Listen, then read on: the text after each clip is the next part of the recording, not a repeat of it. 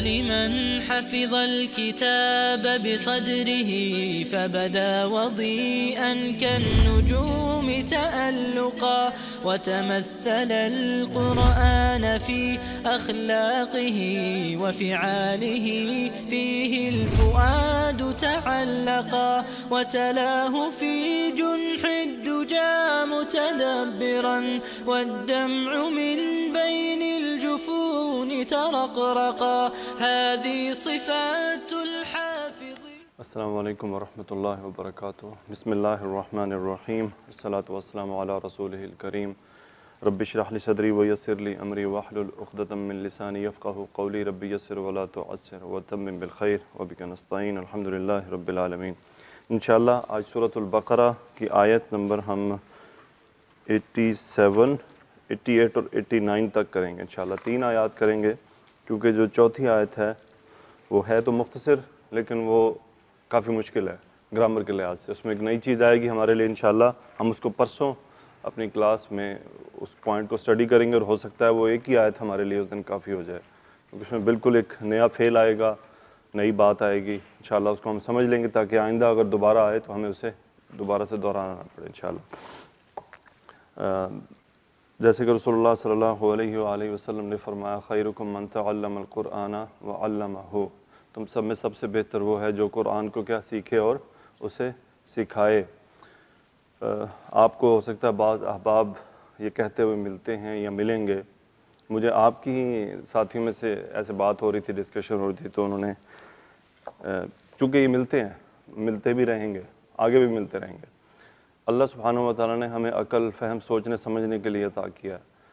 لازمی نہیں کہ اگر میں ہم دینی کام کوئی کر رہے ہوں تو ہم اپنی ذہن کو بند کر لیں. ہمیں ہر طرح سے اس کو کھول کے رکھنا ہوتا ہے. یا تو ان لوگوں کو یہ حدیث نہیں پتہ یا اس حدیث کی سمجھ نہیں ہے یا ان کو خیرکم کا مطلب نہیں پتہ.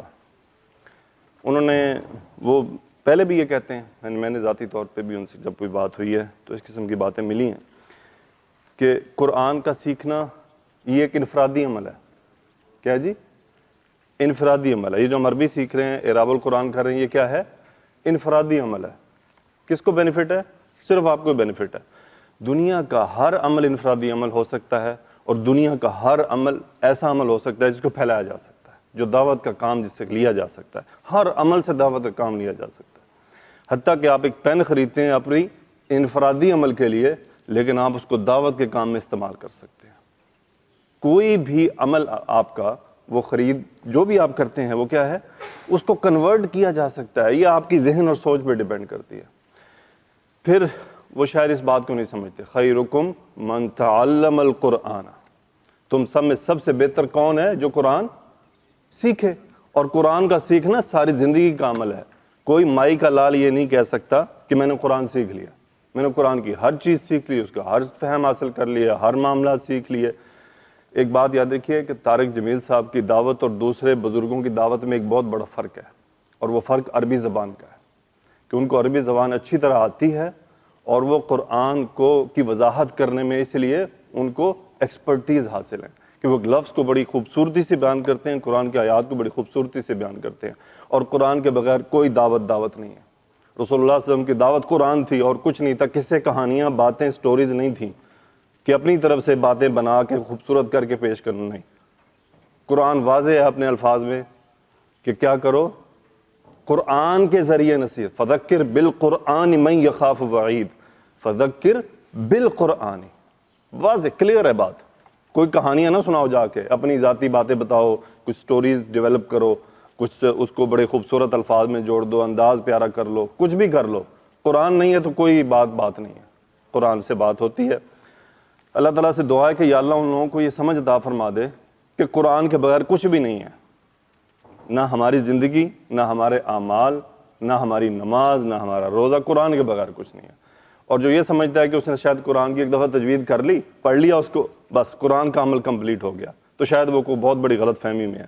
قرآن تو ایک ایسی چیز ہے جو دعوت دیتی ہے روز کہ آج مجھ سے کچھ نیا سیکھو, آج مجھ سے کچھ نیا سیکھو. ہم دیکھ رہے ہیں, ہمارے سامنے تجربہ ہو رہا ہے, ہر آیت میں ہمیں ایک نئے طریقے سے بات مل رہی ہے, ایک نئے الفاظ سامنے آ رہے ہیں.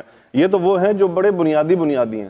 جتنا اللہ ہمیں علم عطا فرمائے گا اتنے ہم گہرے ہوتے چلے جائیں گے, اتنی بات زیادہ سمجھ آئے گی.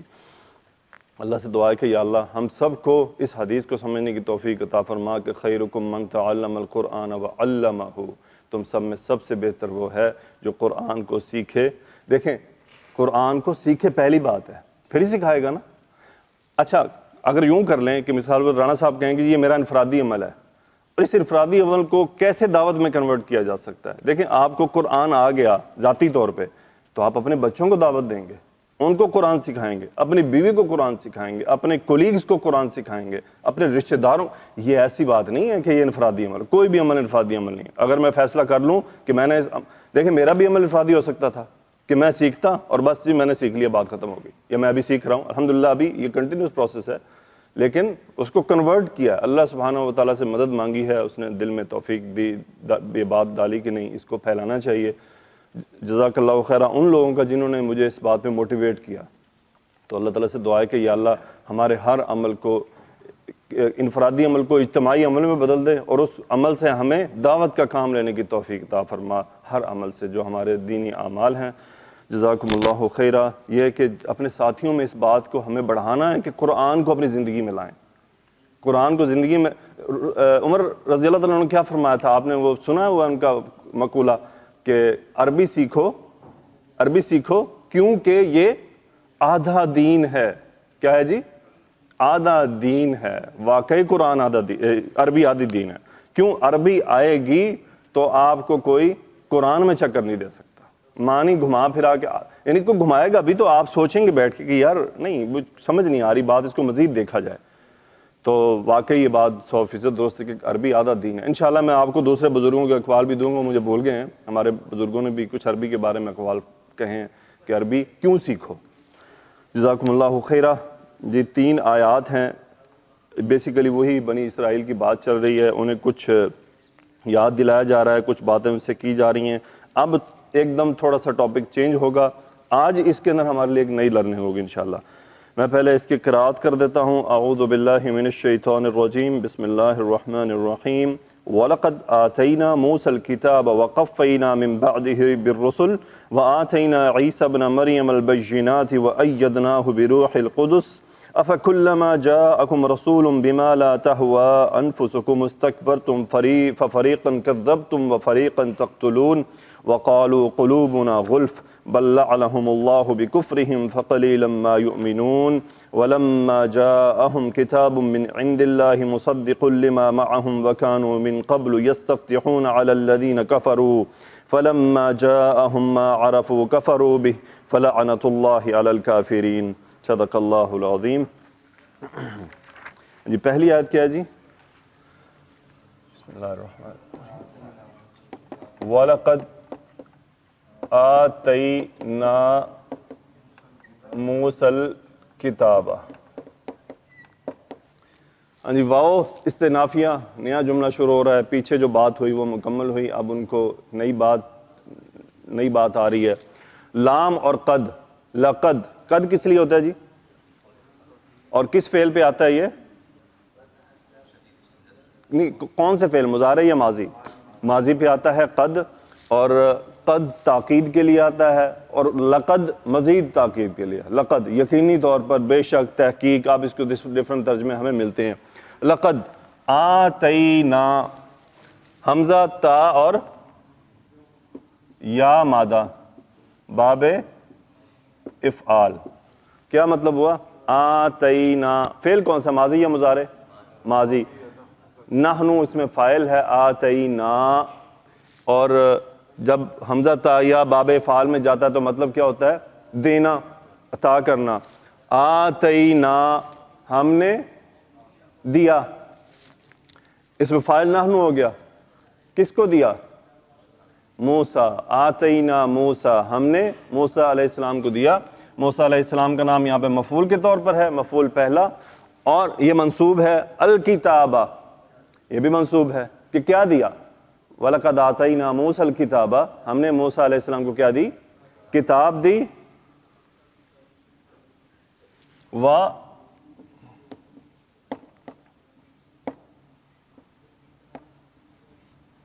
وَقَفَّيْنَا، آگے کیا جی؟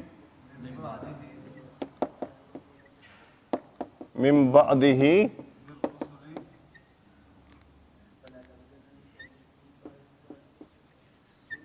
بالرسل وقفینا من بعدہ بالرسل، واو حرف عطف، یعنی اب یہ عطف کیا ہے؟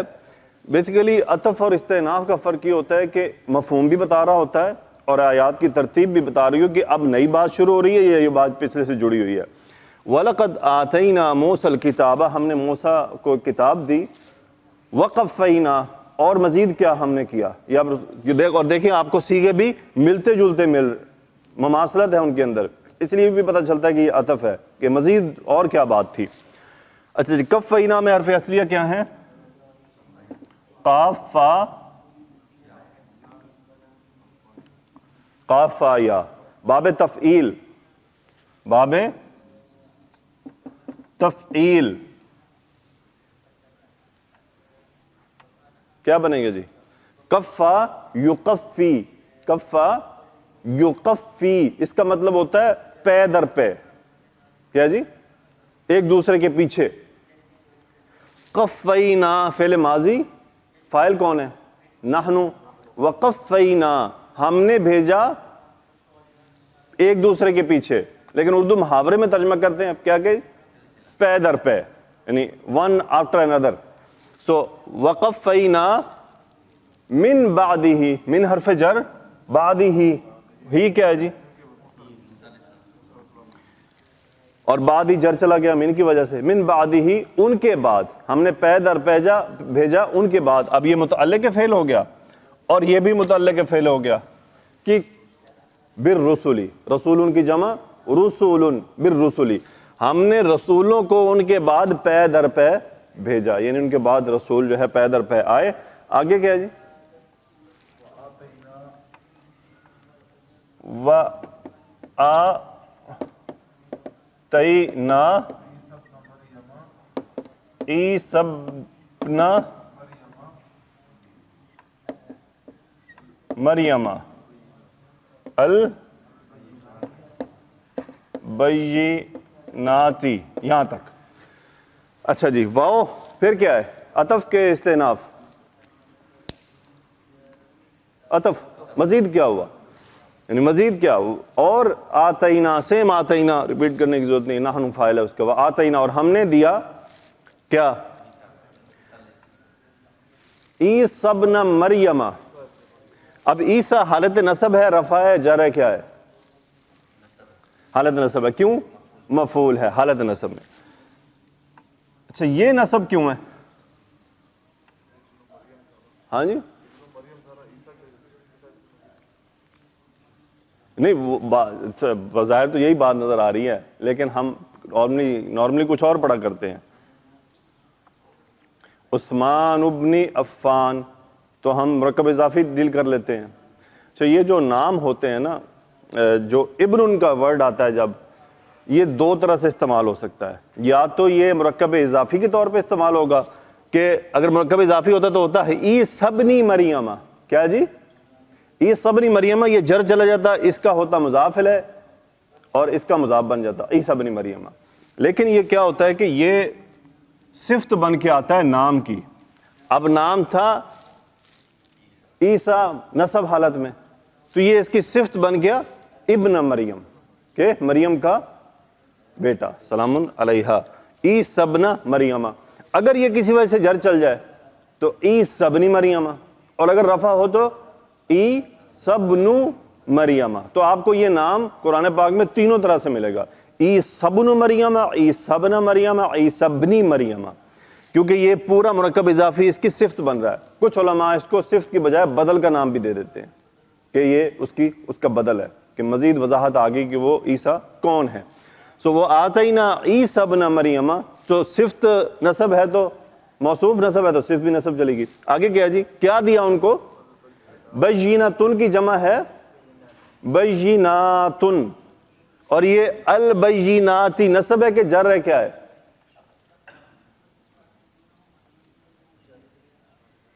جر کے لیے کوئی ریزن بھی دیں، پھر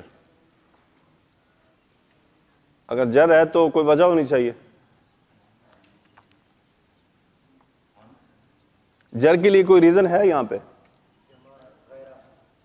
نہیں، جر کی ریزن کیا ہے؟ یہ دوسری بار یہ بات ریپیٹ ہو رہی ہے دیکھیں آتینا ہم نے دیا، عیسیٰ علیہ السلام پہلا مفعول اور یہ دوسرا مفعول، بیناتن بیناتن بیناتن، سو حالت نصب میں بھی یہ زیر کے شو ہوتا ہے، اور پھر آپ جر اس کو کہہ نہیں سکتے نا کہ جر کی کوئی ریزن ہی نہیں ہے۔ جر کی کتنی ریزن ہے عربی میں؟ یا تو وہ مرکب اضافی ہو، یا کیا ہو، حرف جر پیچھے آ رہا ہو، وہ کچھ بھی نہیں ہے پیچھے، تو آپ کیسے اس کو جر کہہ دیں گے؟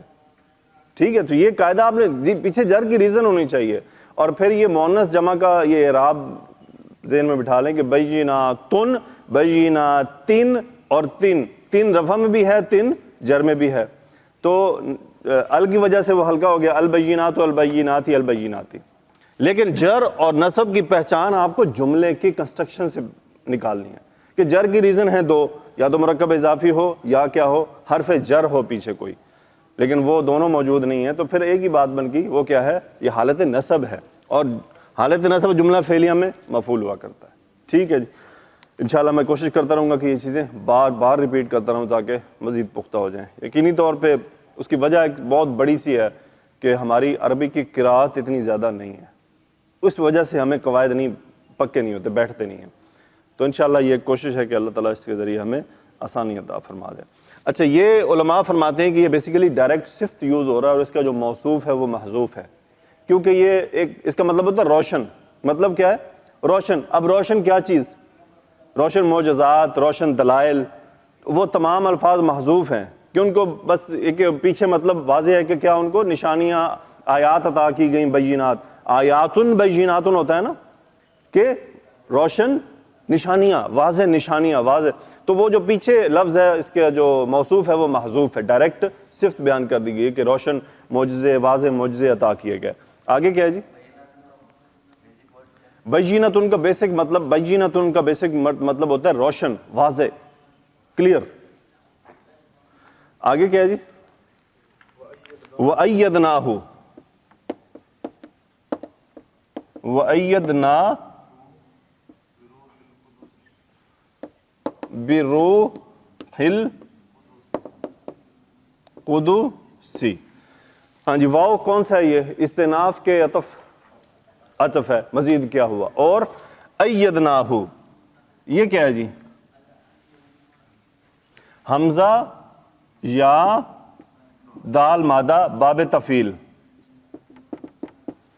ایدہ یؤید، اس کا اور اس کا مطلب تأییدن، اس کا مطلب ہوتا ہے مضبوط کرنا، قوت بخش دینا، طاقت دینا، مضبوط کر دینا، تقویت پہنچانا۔ سو ایدناہ کیا جی؟ ایدنا کون سا فعل ہے؟ ماضی کے مضارع، ایدنا، ہم نے تقویت بخشی، ہو مفعول، کون مفعول؟ عیسیٰ علیہ السلام، وَأَيَّدْنَاهُ۔ اچھا اب دیکھیں تقویت جس کے ذریعے بخشی جائے گی وہ با سے آئے گا، با حرف جر، روح القدس، قدس ہوتا ہے پاک، پاکیزگی، روح القدس روح کی پاکیزگی۔ اب یہاں پہ روح کون ہے؟ وہ ہیں جبریل علیہ السلام۔ سو ہم نے جبریل کے ذریعے تقویت بخشی ان کو، ٹھیک ہے کیا جی؟ تقویت بخشی ان کو، مضبوط کیا۔ آگے کیا جی؟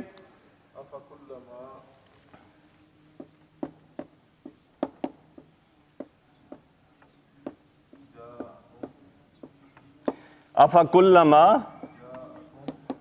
جاءکم رسول بما لا تہوی انفسکم، یہاں تک۔ ہاں جی، آ کیا ہے؟ ہاں جی، وہ ملاتے ہیں ابھی۔ یہ کیا ہے جی؟ کوشچن، کیا؟ اور یہ وہی بار بار قاعدہ ریپیٹ ہو رہا ہے کہ فا بعد میں آ رہا ہے، ایکچولی پہلے ہونا تھا، استئنافیہ نئی بات آ رہی ہے لیکن وہ بعد میں ہو گیا۔ افا کلما، یہ کلما کیا ہے جی؟ یہ پہلے آیا ایک بار، پہلے بھی آیا ہے، کلما، ہاں جی، بیسیکلی ہے کلو ما، اور یہ ظرف کے طور پہ نصب یوز ہو رہا ہے، کلما. اس کو عام مفہوم میں لے لیں، کل وقت، ہر وقت، اور کلما جب جب بھی، افکلما جب جب بھی، کیا جب جب بھی، تو پس جب جب بھی، جاءکم جب جب بھی، جاءکم، جا کیا ہے، جیم یا حمزہ مادہ، جاء یجیء آنا، جاء وہ آیا، فعل ماضی واحد مذکر کا صیغہ. فاعل کون ہے اس کا؟ رسول، نکرہ حالت رفع میں. جاءکم، اور کم کیا ہے؟ انتم، مفعول منصوب کی ضمیر. جاءکم رسول، تمہارے پاس کوئی رسول آیا. افکلما، کیا جب جب بھی تمہارے پاس کوئی رسول آیا. اچھا یہاں پہ آپ دیکھ لیں، جاء یجیء جب با کے ساتھ آتا ہے تو پھر کیا مطلب ہوتا ہے؟ پھر جانا نہیں ہوتا، پھر کیا ہوتا ہے؟ اچھا جا کا مطلب آنا، آیا. سو با کی پریپوزیشن ساتھ لگ جائے تو پھر ہوتا ہے لے کر آنا. جئت بالکتابی، میں کتاب لے کر آیا. جئت بالسیارتی، میں گاڑی لے کر آیا. جاءکم رسول بی، یعنی اب جب بھی کوئی رسول تمہارے پاس آیا، اب کچھ لانے کی بات ہو رہی ہے. اور ما موصولہ، جو لے کر آیا، اور رسول تمہارے پاس جو لے کر آیا. لا تہوا انفسکم، اب یہ پوری بات ملتی چلی جائے گی. لا حرف نفی، اور یہ یا تو جملہ اسمیہ میں ہوتا ہے یا مضارع میں ہوتا ہے. تہوا، ہاں واو اور یا، باب سامیہ سے. حویہ یہوا، اس کا مطلب ہوتا ہے پسند کرنا، کس چیز کو پسند کرنا. اور تہوا یہ مذکر کا صیغہ ہے کہ مؤنث کا، یہ پہچانے. مضارع تو ہو گیا یہ. ہاں جی جی، مؤنث لگ رہا ہے. اور مؤنث کیوں ہے؟ نہیں کیوں ہے جملے میں مؤنث کیوں ہے؟ یہ انفسو حالت رفع میں ہے، اور یہ ہے فاعل اس کا. اور نفسن کی جمع ہے انفسو، اور نفسن مؤنث ورڈ ہے. سو انفسکم، اس لیے تہوا واحد مؤنث کا صیغہ ہے. اور واحد مؤنث کیوں لایا گیا کہ آگے جمع فاعل ہے اس کا، اور جمع کے لیے قاعدہ ہے کہ واحد مؤنث کا صیغہ یوز ہوگا اگر جمع آ جائے، چونکہ فاعل ظاہر ہے. تہوا انفسکم، انفسکم مرکب اضافی، تمہاری جانوں نے، یوں سمجھ لے تم سب نے. سو لا تہوا انفسکم، تم سب نہیں پسند کرتے. اب آپ ترجمہ کرنے کی کوشش کریں. افکلما جاءکم رسول بما، تمہارے پاس جب جب بھی کوئی رسول لے کر آیا، جو لے کر آیا، لا تہوا انفسکم، تمہاری جانوں نے اسے، تمہاری جانیں پسند نہیں کرتی. یعنی رسول کیا ہے، جب احکامات لے کر آتے ہیں تو کیا وہ پسند نہیں کرتے. پسند نہیں کرتے تھے نا، احکامات آ رہے ہیں ان کے اوپر، وہ ان کو پسند نہیں آتے تھے. ان کی انشاءاللہ، اچھا یہ تمام چیز جو آ رہے ہیں بروح القدس بما لا تہوا انفسکم، یہ تفسیری باتیں ہیں. مزید ان کی ڈیٹیل کیا ہم انشاءاللہ تفسیر میں پڑھیں گے. آگے کیا ہے جی؟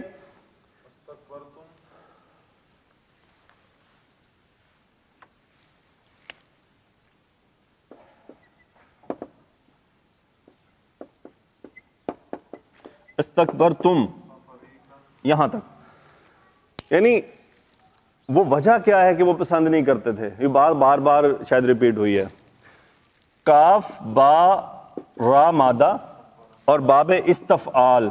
استفعال، استفعل یستفعل، مطلب کیا ہوتا ہے؟ چاہنا، کسی چیز کی ڈیمانڈ رکھنا. اور تم کیا ہے؟ انتم کی بات. سو فعل ماضی جمع مخاطب کا صیغہ ہے. بما لا تہوا انفسکم استکبرتم، یہ ہے وہ قاعدہ جو پھر میم پہ پیش ملا کے یہ حمزۃ الوصل ہے، ڈائریکٹ پڑھا جاتا ہے. اور اگر یہاں پہ بریک کر دے تو پھر استفعل یستفعل، استکبرتم ہوتا. سو انفسکم استکبرتم، تم نے تکبر چاہا بیسیکلی، لیکن کیا ہے چاہنا کا مطلب ان کی خواہش رکھنا، تو تم نے تکبر کیا. سو تم نے تکبر کیا، یعنی وہ تکبر وجہ تھا کہ لا تہوا انفسکم مستکبر، تم تکبر کی وجہ سے وہ کیا کرتے تھے، اس حق کو قبول نہیں کرتے تھے. یہ کچھ قریش نے کیا تھا.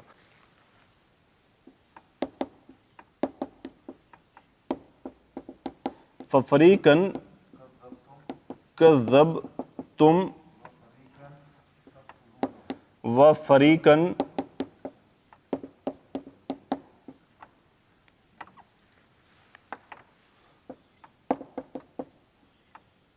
تقتلون. صحیح.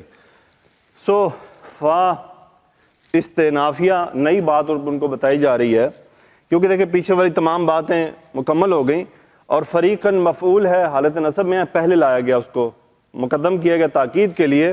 کذبتم، کذب یکذب، ففریقاً کذبتم، جب کذبتم فعل ماضی، تم سب نے جھٹلایا، فریقاً ایک گروہ کو، تم نے جھٹلایا ایک گروہ کو، وفریقاً اور ایک گروہ کو، تقتلون قتل یقتلو، تقتلون فعل مضارع، انتم فاعل، تقتلون تم قتل کرتے ہو.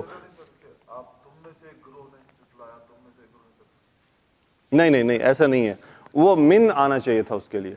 یہ جو یہ پوائنٹ ہے نا، آپ کی بات ٹھیک ہے، پوائنٹ ایسے ہی سمجھ آتا ہے، یہ پھر وہی تفسیر میں انشاءاللہ یہ بات واضح ہو جائے گی. فَفَرِيقًا كَذَّبْتُمْ، سو ایک گروہ کو تم سب نے جھٹلایا، وَفَرِيقًا تَقْتُلُونَ اور ایک گروہ کو تم قتل کرتے ہو، قتل یقتلو. یہاں پہ یہ آیت مکمل ہو گئی. جی آگے کیا ہے؟ وَقَالُوا قُلُوبُنَا،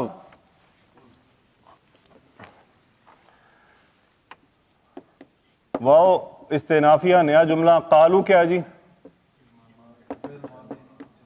وقالوا قلوبنا غلف.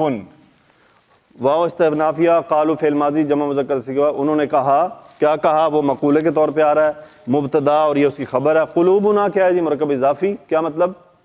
ہمارے دل کیا ہیں؟ غلف. غلف کا کیا مطلب ہے جی؟ غلفن، ہاں جی غلاف میں بند ہونا، لیکن یہاں پہ ڈفرنٹ ترجمے. اس بیسیکلی یہ ہے غلفن، الوان و عیوب کے چیپٹر میں سے آتا ہے یہ، غلاف میں چیز کا بند ہو جانا، کس چیز کے اوپر؟ غلاف چڑھا دینا. لیکن آپ کو ہو سکتا ہے قرآن پاک میں اس کے کوئی ایک دو ڈفرنٹ ترجمے بھی مل جائیں. جی کیا کہہ رہے تھے آپ؟ محفوظ. سو وقالوا قلوبنا غلفن، غلاف میں کس چیز کو بند کر لینا، محفوظ کر لینا. جب قرآن پہ غلاف چڑھاتے ہیں نا، سو مٹی وغیرہ نہ چڑھے. اب یہ پھر وہی تفسیری پوائنٹ ہے کہ انشاءاللہ تفسیر میں دیکھیں گے کہ ان کا کیا مقصد ہے، کہ ہمارے دل کو کیا ہے، تالے نہیں لگے ہوئے بلکہ محفوظ ہیں، ہم نے انہیں محفوظ رکھا ہوا. آگے کیا ہے جی؟ بل لعنہم اللہ بِكُفْرِهِمْ فَقَلِيلًا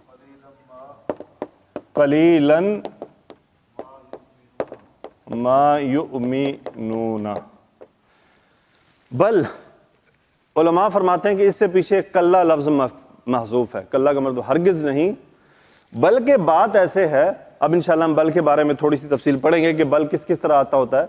بات ایسے ہے، بلکہ کیا ہے؟ لعنہم اللہ، لام عین نون، لعنا یلعنو، لعنت کرنا.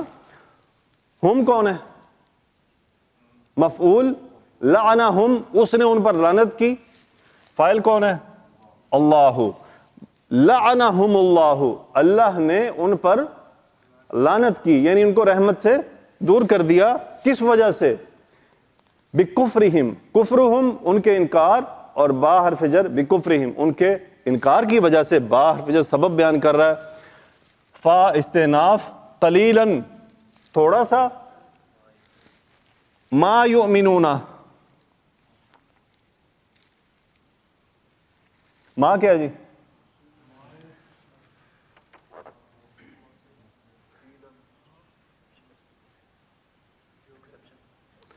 ما موصولہ، جو امنا آمنا یؤمنو ایمان لانا، باب فعال یؤمنون وہ ایمان لاتے ہیں، جو ایمان لاتے ہیں کیا؟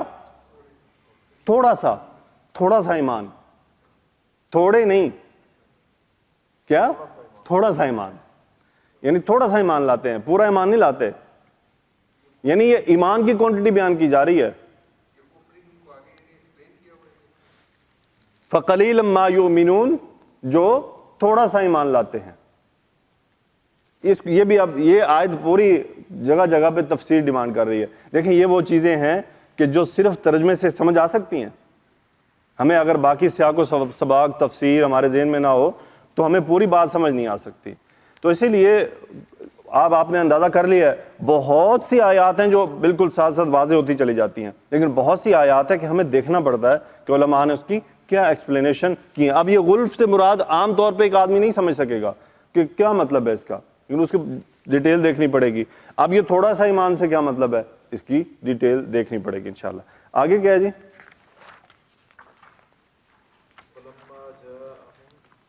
کیا خیال ہے یہاں تک کر لیں کافی ہے؟ ہاں جی چلیں اس کی تفسیر ہم یہاں سے دیکھ لیتے ہیں.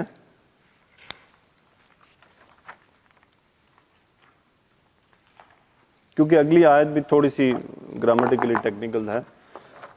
چلیں بل اور اس کے استعمالات ہم مختصر سے دیکھ لیتے ہیں. یہ بل کیسے استعمال ہوتا ہے تاکہ یہ بات ہمیں بل بار بار آ رہا ہے. وہ لکھتے ہیں جی بل حرف استدراک ہے، اس کا استعمال دو طرح سے ہوتا ہے. ایک صورت یہ ہے کہ بل سے پہلے جو بات کی گئی ہے وہ غلط ہے اور بل کہہ کر اس کی تردید کرنا مقصود ہوتا ہے، یعنی اس کو ابطال کہہ دے، ابطال بطل مطلب رد کر دینا. اب یہ کہلائے گا اضراب ابطال، یعنی بیسیکلی کیا ہے اس کو نیگیٹو کر دیا گیا کہ وہ جو سوچ رہے ہیں کلا ہرگز ایسا نہیں ہے، بلکہ بات کچھ اور ہے کہ اللہ نے ان پہ لعنت کر دی ہے. اس لعنت کی وجہ سے وہ سمجھتے ہیں کہ ہم تو محفوظ ہیں، بلکہ اللہ نے ان کو رحمت سے دور کر دیا کہ تمہیں حق بات سمجھ نہیں آئے گی. تو وہ کہلاتے ہیں یہ اضراب ابطالی ہوتا ہے. ایسی صورت میں پہلے لفظ کلا ہرگز نہیں محذوف ہوتا ہے، جیسا کہ آیت زیر مطالعہ میں ہے. ایسی صورت میں بل کا پورا مفہوم یہ ہوتا ہے ہرگز نہیں، بلکہ صحیح بات یہ ہے کہ، اور کبھی بل کے ساتھ کلا بھی لکھ دیتے ہیں لیکن مفہوم یہی رہتا ہے. جیسے ہے قال اساطیر الاولین کلا بل ران علی قلوبہم ما یکسبون، جیسے ہم یہ کر چکے سورہ مطففین میں. انہوں نے کہا کہ پرانے زمانے کے قصے ہیں، ہرگز نہیں، بلکہ سچی بات یہ ہے کہ زنگ چڑھا ہوا ہے. تو سچی بات یہ ہے کہ دلوں پہ کیا ہے، زنگ چڑھ گیا، ان کو بات سمجھ نہیں آتی، تکبر ہے، بہت سارے مسائل ہیں. کلا بل لا تکرمون الیتیم، ایسا نہیں ہے بلکہ اس کی وجہ ہے کہ تم یتیم کی عزت نہیں کرتے، یعنی مال کی فراخی تنگی اللہ کے ہاں عزت اور ذلت کی دلیل نہیں، بلکہ ذلت کرنے کی اصل وجہ یہ ہے کہ تم یتیم کی عزت نہیں کرتے. دوسری صورت میں بل جو استعمال ہوتا ہے وہ یہ ہے جو بات کہی گئی وہ درست ہے، یعنی بات کی تائید کی جا رہی ہوگی، جو بات کی گئی ہے وہ درست ہے، اور بل کہہ کر اس کی تردید کرنا مقصود نہیں ہوتا. البتہ اس کے بعد بل کہہ کر اس سچائی کو تسلیم نہ کرنے یا اس سے استفادہ نہ کرنے کی وجہ بیان کرنا مقصود ہوتا ہے. اسے اضراب انتقالی کہتے ہیں. ایسی صورت میں بل سے پہلے کلا محذوف نہیں ہوتا. نیز ایسی صورت میں بل کا مفہوم اردو محاورہ میں بلکہ کے بجائے لیکن سے ادا ہوتا ہے، اور اس کا پورا مفہوم یہ ہوتا ہے لیکن حقیقت یہ ہے کہ، جیسے والقرآن ذی الذکر بل الذین کفروا فی عزت و شقاق، قسم ہے قرآن کی جو نصیحت والا ہے لیکن حقیقت یہ ہے کہ لوگ جنہوں نے کفر کیا ہٹ درمی اور مخالفت میں ہیں. دوسری جو صورت ہے یا یہ صورت ہوتی ہے کہ پہلے حکم کو برقرار رکھ کر اس کے ماں بعد کو اس حکم پر اور زور دیا جاتا ہے.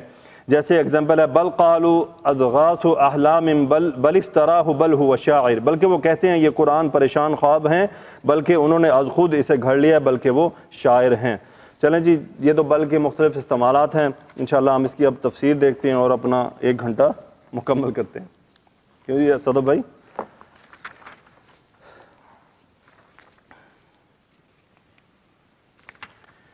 اعوذ باللہ من الشیطان الرجیم، بسم اللہ الرحمن الرحیم. تفسیر ابن کثیر آیت 87 اور 88، 87 اور 88. وَلَقَدْ آتَيْنَا مُوسَى الْكِتَابَ وَقَفَّيْنَا مِن بَعْدِهِ بِالرُّسُلِ وَآتَيْنَا عِيسَى ابْنَ مَرْيَمَ الْبَيِّنَاتِ وَأَيَّدْنَاهُ بِرُوحِ الْقُدُسِ أَفَكُلَّمَا جَاءَكُمْ رَسُولٌ بِمَا لَا تَهْوَىٰ أَنفُسُكُمُ اسْتَكْبَرْتُمْ فَفَرِيقٌ كَذَّبْتُمْ وَفَرِيقًا تَقْتُلُونَ. اور بے شک ہم نے موسیٰ علیہ السلام کو کتاب دی اور اس کے بعد اس کے پیچھے پے در پے رسول بھیجے، اور ہم نے عیسیٰ ابن مریم کو کھلے معجزات دیے اور اسے روح القدس جبریل کے ساتھ قوت دی کیا پھر جب بھی تمہارے پاس کوئی رسول وہ چیز لایا جسے تمہارے نفس نہ چاہتے تھے تو تم نے تکبر کیا، پھر تم نے ایک فریق کو جھٹلایا اور دوسرے فریق کو تم قتل کر دیتے ہو، یعنی ایک فریق کو تم جھٹلاتے اور دوسرے فریق کو قتل کر دیتے ہو۔ اس کی تفسیر میں ابن کثیر رحمۃ اللہ علیہ کیا فرماتے ہیں، یہود کا تکبر، انبیاء علیہم السلام کی تکذیب و قتل۔ اس مقام پر اللہ سبحانہ و تعالیٰ بنی اسرائیل کے بارے میں یہ فرما رہا ہے کہ انہوں نے سرکشی، عناد، تکبر اور انبیاء کی مخالفت کی روش کو اختیار کیا، یہ اپنی خواہشات کی پیروی میں لگے رہتے تھے۔ اللہ سبحانہ و تعالیٰ نے انہیں یہاں بھی ذکر فرمایا کہ اس نے موسیٰ علیہ السلام کو کتاب عطا فرمائی، مگر انہوں نے اس کتاب یعنی تورات میں تحریف کر کے اسے تبدیل کر دیا، اس کے احکام کی مخالفت اور تعویل کی۔ اللہ تعالیٰ نے ان کے بعد اور بھی بہت سے رسولوں اور انبیاء کو بھیجا جو ان کی شریعت کے مطابق حکم دیتے تھے، جیسا کہ ارشاد باری تعالیٰ ہے، اِنَّا أَنزَلْنَا التَّوْرَاةَ فِيهَا هُدًى وَنُورٌ يَحْكُمُ بِهَا النَّبِيُّونَ الَّذِينَ أَسْلَمُوا لِلَّذِينَ هَادُوا وَالرَّبَّانِيُّونَ وَالْأَحْبَارُ بِمَا اسْتُحْفِظُوا مِنْ كِتَابِ اللَّهِ وَكَانُوا عَلَيْهِ شُهَدَاءَ۔ سورۃ المائدہ، بے شک ہم نے تورات نازل فرمائی جس میں ہدایت اور روشنی ہے، اس کے مطابق انبیاء جو اللہ کے فرمانبردار تھے یہودیوں کو حکم دیتے تھے، اور اللہ والے اور علماء بھی، کیونکہ وہ کتاب اللہ کے نگہبان اور مقرر کیے گئے تھے، اس پر وہ گواہ تھے۔ اسی لیے یہاں فرمایا وَقَفَّيْنَا مِن بَعْدِهِ بِالرُّسُلِ۔ اچھا یہاں پہ دیکھیں اللہ والے اور علماء بھی، کیونکہ وہ کیا ہیں، کتاب اللہ کے نگہبان مقرر کیے گئے ہیں۔ کیا جی؟ نگہبان مطلب کیا؟ محافظ، چوکیدار۔ تو اسی لیے بعض ہمارے یہ کہتے ہیں نا کہ جی مولوی دین کے ٹھیکیدار نہیں ہیں، مولوی دین کے، یقین نہیں وہ مولوی دین کے ٹھیکیدار نہیں ہیں، لیکن چوکیدار ضرور ہیں۔ چوکیداری ان کے ذمہ ہے کہ کسی کو احکامات بدلنے نہیں دیں گے وہ۔ ہاں تم کہہ لو جو ٹھیکیدار کہتے ہیں جی یہ دین کے ٹھیکیدار نہیں ہیں، تو ٹھیکیدار ہیں تو پھر کون ہے؟ بل کلنٹن ہے، مولوی ہیں، ان سے پوچھنا ہے تم نے۔ عجیب یعنی مخلوق پیدا ہو چکی ہے اب۔ آگے جی وہ فرماتے ہیں وَقَفَّيْنَا مِن بَعْدِهِ بِالرُّسُلِ، اور ہم نے اس کے بعد اس کے پیچھے پے در پے رسول بھیجے۔ سدئی ابو مالک سے روایت ہے کہ قفینا کے معنی ہوتے ہیں اتبعنا، یعنی اتبعنا، ہم نے ان کے بعد یکے بعد دیگر پیغمبروں کو بھیجا۔ اور بعض نے قفینا کا معنی لیا ہے اردفنا، یعنی تمام مفاہیم قریب ہیں، اس کا مطلب بھی وہ کہتے ہیں قریب ہے، جیسا کہ ارشاد باری تعالیٰ ثم ارسلنا رسولنا تترا، ہم نے رسولوں کو پے در پے بھیجا، حتیٰ کہ اللہ تعالیٰ نے عیسیٰ ابن مریم کو بھیج کر انبیاء بنی اسرائیل کا سلسلہ ختم کر دیا جو تورات سے کچھ مختلف احکام لے کر تشریف لائے۔ اچھا یہ عیسیٰ جو نام ہے یہ غیر عرب ہے اور یہ سرسانی زبان کا لفظ ہے، اس کا ہوتا ہے ایشو، کیا جی؟ ایشو۔ اور آپ نے یہ یعنی ایڈورڈ نام ہے نا، جیسے ایڈورڈ، سو ایڈورڈ کو عربی کیا کہیں گے؟ ادورد۔ تو وہ ایشو جب چینج ہوا ان کی زبان میں آیا، دیکھیں یہ غیر عرب جو نام ہے نا ان کو اپنی مرضی سے بیان کرتے ہیں، صحیح ہے؟ تو انہوں نے تو عرب میں کیا؟ عیسیٰ، عربی میں ہے عیسیٰ اور سرسانی زبان میں ایشو۔ سو آگے وہ فرماتے ہیں اسی لیے اللہ تعالیٰ نے انہیں کھلے نشانات یعنی معجزات عطا فرمائے۔ ابن عباس رضی اللہ تعالیٰ عنہ فرماتے ہیں کہ ان معجزات سے مراد، اب وہ معجزات کون کون سے ہیں؟ مردوں کو زندہ کرنا، مٹی سے پرندے کی شکل کا جانور بنانا، اس میں پھونک مارنا اور اللہ تعالیٰ کے حکم سے اس کا پرندہ بن جانا، بیماروں کو شفا یاب کرنا اور ان پوشیدہ چیزوں کو کی خبریں دینا جن کو وہ گھروں میں ذخیرہ کرتے تھے، اور اللہ تعالیٰ کا روح القدس یعنی جبریل سے ان کی مدد کرنا۔ اچھا یہ آپ نے جہاں پہ پڑھا کہ اس میں پھونک مارنا اور اللہ کے حکم سے اس کا پرندہ بن جانا۔ ایک مولوی صاحب انڈیا سے ہیں ماشاءاللہ، بڑے مولوی ہیں، ان کا میں نے کلپ سنا، اس میں وہ کیا آگے واہ کرنے والے بھی ماشاءاللہ تھے، وہ قصہ صحیح سنا رہے تھے کہ نعوذ باللہ انہوں نے شیخ عبد القادر جیلانی رحمۃ اللہ علیہ کو عیسیٰ علیہ السلام سے بھی اوپر پہنچا دیا۔ کیا رہے تھے؟ کہتے کہ جب عیسیٰ علیہ السلام مردوں کو زندہ کرتے تھے تو کیا کہتے تھے؟ قم بإذن اللہ، کہ کھڑے ہو جاؤ اللہ کے حکم سے۔ تو کہتے دیکھیں ہمارے شیخ کیا تھے، وہ کیا کہتے تھے؟ قم بإذنی، میرے حکم سے۔ نعوذ باللہ، دیکھیں کیا، جس کو قرآن تھوڑا سا سمجھ آتا ہے اسے بات سمجھ لگ جائے گی تو اس کو تو گریبان سے پکڑنا چاہیے کہ تم تو سیدھا شرک کیا، تو کفر کر رہے تو، لیکن آگے سبحان اللہ ماشاء اللہ کیا بات کہہ دی مولوی صاحب نے، وہ ایسے بس۔ اور ماشاءاللہ ان میں پڑھے لکھے لوگ بھی ہوتے ہیں، پتہ نہیں یہ ذہن کیسے بند ہو جاتے ہیں، حالانکہ سادی سی بات ہے یہ، سمجھ آنی چاہیے کہ یار کوئی جب نبی فرما رہے ہیں قم باذن اللہ، اور تم ایک بزرگ کے بارے میں الٹا بزرگ پہ الزام لگا رہا ہے، یہ نہیں انہیں پہ الزام ہے کہ وہ ایسے کہتے تھے، حالانکہ ان سے تو اس بات کی، وہ تو جو بزرگان دین ہوتے ہیں وہ تو اللہ کو معرفت کو اچھی طرح جانتے ہیں، وہ تو شرک کی باریکیوں سے بھی بچتے ہیں، تو انہوں نے سیدھا سیدھا ان پہ الزام لگا دیا۔ یا اللہ ہمیں اس شرک کی اس باریکیوں سے بھی بچانا، ہلکے سے ہلکے شرک سے بھی، ورنہ تو معاملہ ختم ہو جائے گا۔ وہ فرماتے ہیں آگے، یہ تمام معجزات اس بات کی دلیل تھے کہ وہ اللہ کے پاس جس شریعت کو لے کر آئے تھے وہ سچی شریعت ہے، مگر بنی اسرائیل نے ان کی شدید تکذیب کی اور تورات سے کچھ مختلف احکام لانے کی وجہ سے ان سے شدید عناد اور حسد کیا، جیسا کہ اللہ تعالیٰ نے بیان فرمایا۔ عیسیٰ علیہ السلام نے اپنی بعثت کے مقاصد بیان کرتے ہوئے فرمایا وَلِأُحِلَّ لَكُمْ بَعْضَ الَّذِي حُرِّمَ عَلَيْكُمْ وَجِئْتُكُمْ بِآيَةٍ مِّن رَبِّكُمْ، آل عمران، اور میں اس لیے بھی آیا ہوں کہ بعض چیزیں جو تم پر حرام تھیں ان کو تمہارے لیے حلال کر دوں، اور میں تو تمہارے پروردگار کی طرف سے نشانی لے کر آیا ہوں۔ آگے فرماتے ہیں بنی اسرائیل نے انبیاء کرام کے ساتھ حد درجہ برا سلوک کیا، بعض کی تکذیب کی اور بعض کو قتل کرنے سے بھی دریغ نہ کیا، اس لیے وہ ایسے احکام لے کر آئے جو ان کی خواہشات اور آراء کے خلاف ہوتے تھے، اور وہ انہیں احکام تورات کی پابندی کا حکم دیتے تھے جس کی مخالفت کو انہوں نے اختیار کر رکھا تھا، لیکن یہ باتیں انہیں بہت گراں گزرتی تھیں، اس لیے یہ ان کی تکذیب کرتے، بلکہ بسا اوقات ان کے مقدس خون سے ہولی کھیلنے سے بھی دریغ نہ کرتے۔ اسی لیے تو فرمایا افکلما جاءکم رسول بما لا تہوی انفسکم استکبرتم ففریقا کذبتم وفریقا تقتلون۔ روح القدس سے کیا مراد ہے؟ اس بات کی دلیل ہے کہ روح القدس سے مراد جبریل علیہ السلام ہے۔ صحیح بخاری کی وہ حدیث ہے جس میں رسول اللہ صلی اللہ علیہ وسلم نے حسان بن ثابت رضی اللہ تعالی عنہ کے بارے میں مسجد میں ممبر رکھوایا اور رسول اللہ صلی اللہ علیہ وسلم کی مدافعت کرتے تھے۔ آپ نے ان کے لیے دعا کرتے ہوئے فرمایا اللہم ایدہ بروح القدس، اے اللہ اس کی مدد فرما جبریل کے ذریعے۔ اے اللہ حسان کی روح القدس کے ساتھ مدد فرما، جب تک وہ رسول اللہ صلی اللہ علیہ وسلم کی مدافعت کرتا رہے۔ یعنی اب کیا تھا کہ کفار شعر بولتے تھے جس میں رسول اللہ صلی اللہ علیہ وسلم کی نعوذ باللہ کیا وہ ہجوم کرتے تھے، اور رسول اللہ صلی اللہ علیہ وسلم حسان بن ثابت رضی اللہ تعالیٰ عنہ کو کیا کہتے تھے کہ آپ اس کا جواب دیں، اور دعا کرتے تھے کہ یا اللہ اس کی مدد فرما۔ اسی لیے تو اپنے شعروں میں فرمایا کہ میں زبان رکھتا ہوں تلوار جیسی جو کاٹ کے رکھ دیتی ہے، اپنے ان کے مکمل ہونے والی کہ اب یہ روح القدس کیا ہے۔ روح القدس سے مراد جبریل ہی ہیں، جیسا کہ ابن مسعود رضی اللہ تعالیٰ نے اس آیت کی تفسیر میں صراحتاً مروی ہے۔ نیز ابن عباس اور دیگر ائمہ کرام اس کی تائید میں یہ آیت بیان کرتے ہیں نزل بہ الروح الامین علی قلبک لتکون من المنذرین، اس کو امانت دار فرشتہ لے کر اترا ہے، اس نے آپ کے دل پر القاء کیا ہے تاکہ لوگوں کو ڈراتے رہیں۔ صحیح ابن حبان میں ابن مسعود رضی اللہ تعالیٰ عنہ سے روایت ہے کہ رسول اللہ صلی اللہ علیہ وسلم نے فرمایا ان روح القدس نفث فی روعی ان نفسا لن تموت حتی تستکمل رزقها فاتقوا اللہ واجملوا فی الطلب۔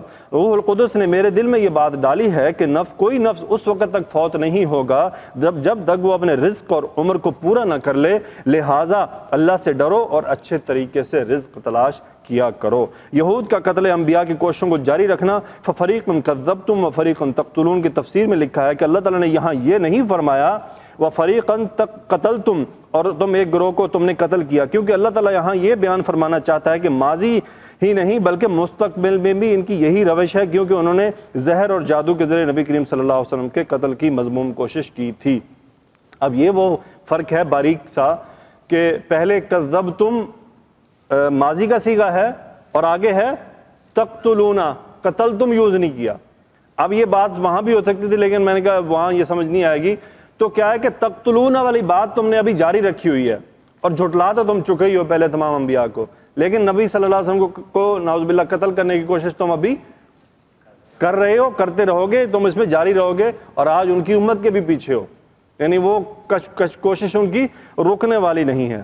آگے فرماتے ہیں کہ رسول اللہ صلی اللہ علیہ وسلم نے اپنے مرض الوفات میں فرمایا تھا ما زالت اکلت خیبر تعدنی فہذا اوان انقطاعی ابہری، خیبر میں کھایا ہوا زہر آلود لقمہ وقتاً فوقتاً مجھے تکلیف دیتا رہا حتیٰ کہ میری شہرت کٹنے کا وقت آ گیا ہے۔ یہ حدیث صحیح بخاری میں بھی ہے۔ آخری آیت وقالوا قلوبنا غلف، انہوں نے کہا ہمارے دل غلافوں میں ہیں، بل لعنہم اللہ بکفرہم فقلیلا ما یؤمنون، نہیں بلکہ ان کے کفر کے باعث اللہ نے ان پر لعنت کی ہے، لہٰذا کم لوگ ہی ایمان لاتے ہیں۔ اچھا یہاں پہ ترجمہ کیا کیا ہے؟ کم لوگ ہی ایمان لاتے ہیں، لیکن دوسرے تراجم میں کیا ملتا ہے کہ تھوڑا ہی ایمان لاتے ہو تم لوگ، تو یہ آپ کو ترجموں کا اختلاف ملے گا۔ تفسیر میں فرماتے ہیں ارشاد باری تعالیٰ وقالوا قلوبنا غلف کے معنی یہ ہے کہ انہوں نے کہا کہ ہمارے دل پردے میں ہیں۔ مجاہد فرماتے ہیں کہ ان پر پردہ پڑا ہوا ہے، اکرمہ کہتے ہیں ان پر مہر لگی ہوئی تھی، ابو العالیہ کہتے ہیں یہ سمجھتے نہیں، دیگر ائمہ ابن عباس رضی اللہ تعالیٰ عنہ نے فرمایا اسے غلف لام کے ضمہ کے ساتھ پڑھا ہے اور یہ غلاف کی جمع ہے، یعنی انہوں نے کہا کہ ہمارے دل تو ہر قسم کے علم سے لبریز ہیں، یعنی ہمارے دل کے ہیں، ہمارے پاس سارا نالج ہے، لہٰذا ہمیں تیرے علم کی ضرورت نہیں۔ تو وہ جو یہ بات تھی نا کہ ہمارے دل غلافوں میں ہیں کہ ہمارے پاس ساری نالج موجود ہے، ہمیں مزید کوئی نئی بات نہیں جاننی۔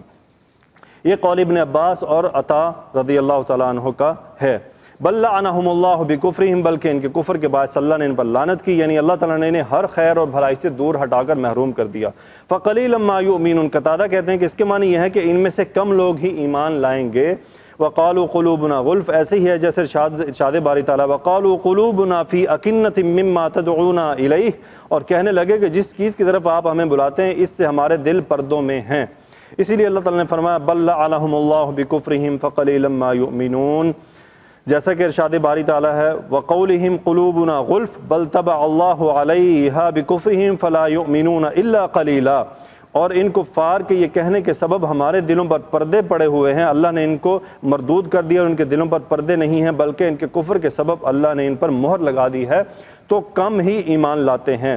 فقلیلا ما یؤمنون اور فلا یؤمنون الا قلیلا کے معنی، اب یہ وہی بات آ گئی، چونکہ وہیں پہ فرق ہم کر رہے تھے تو انہوں نے یہاں پہ دو چیزیں لی ہیں، فقلیلا ما یؤمنون، یا تو تم تھوڑا ہی ایمان لاتے ہو یا تم میں سے تھوڑے لاتے ہیں، لیکن اگلی آیت فلا یؤمنون الا قلیلا، ایمان لاتے ہیں سوائے اس کے بہت تھوڑا۔ اب اس کے معنی میں جو کیا ڈفرنس ہے وہ یہ ہے، اس کے معنی میں مفسرین کے اقوال مختلف ہیں۔ بعض نے کہا ہے کہ اس کے معنی یہ ہے کہ ان میں سے ایمان لانے والے کم ہیں، اور یہ بھی کہا ہے کہ ان کا ایمان کم ہے، یعنی موسیٰ علیہ السلام جس شریعت کو لے کر آئے اس کے مطابق آخرت اور ثواب کا اور عذاب پر تو ان کا ایمان ہے، لیکن ان کا یہ ایمان ان کے لیے مفید نہیں، کیونکہ ان کے دل اس دین و شریعت کے بارے میں کفر سے بھرے ہوئے ہیں جسے رسول اللہ صلی اللہ علیہ وسلم لائے تھے۔ بعض کہتے ہیں کہ ان کا کسی چیز پر ایمان نہیں تھا۔ فقلیلا ما یؤمنون کے معنی یہ ہیں کہ یہ سب کے سب دین کے ساتھ کفر کرتے تھے، جیسا کہ عرب کہتے ہیں فلما رأیت مثل ھذا قط، میں نے ایسا کبھی کم ہی دیکھا ہوگا، لیکن اس کے معنی یہ ہوتے ہیں کہ میں نے ایسا کبھی نہیں دیکھا۔ جزاکم اللہ خیرہ، یہ تو اس کی مختصر تفسیر تھی۔ الحمدللہ ہم صرف گرامر ہی نہیں کر رہے بلکہ ان کے مطلب اور مفاہیم کو بھی سمجھنے کی کوشش کر رہے ہیں، اور امید ہے کہ اللہ سبحانہ و تعالیٰ اپنی رحمت سے ہمیں قرآن کو سمجھنے، اس پر عمل کرنے کی توفیق عطا فرمائیں گے۔ اللہ سے مستقل دعا گوئیں، اللہ تعالیٰ سے دعا گوئیں کہ یا اللہ کوئی غلطی ہو جائے مفہوم بیان کرنے میں، عربی گرامر سمجھانے میں علم ناقص ہے، بس وہ غلطی معاف فرمائے اور ہماری اصلاح فرمائے۔ جزاکم اللہ خیرہ۔ سبحانک اللہم و بحمدک نشہد ان لا الہ الا انت نستغفرک و نتوب الیک۔ اللہم صلی علی سیدنا و مولانا محمد و علی آلہ و صحبہ و بارک وسلم علیہ۔